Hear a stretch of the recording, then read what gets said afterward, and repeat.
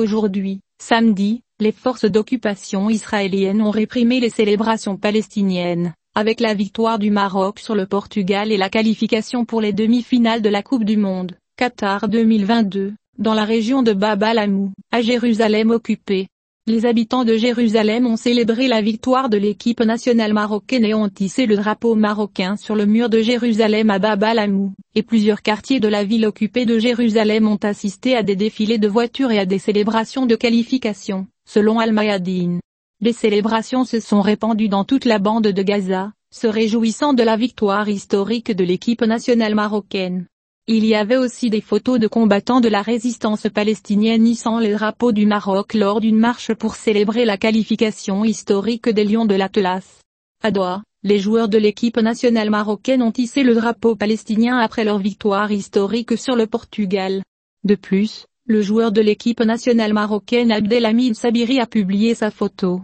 arborant le drapeau palestinien, pour célébrer la qualification de son pays aux demi-finales de la Coupe du Monde. Il y a quelques jours, les joueurs de l'équipe nationale marocaine ont fêté leur qualification pour les quarts de finale de la Coupe du Monde après leur victoire sur l'équipe nationale espagnole au tir au but, en hissant le drapeau palestinien dans le stade Education City. Depuis le début de la Coupe du Monde, les médias israéliens ont évoqué à plusieurs reprises l'hostilité et la haine auxquelles les Israéliens du Qatar sont confrontés lorsqu'ils couvrent les événements du championnat du monde. Les correspondants ont déclaré qu'ils comprenaient à quel point Israël est détesté dans le monde arabe, notant que non seulement les gouvernements et les dirigeants, mais aussi les gens dans la rue détestent Israël.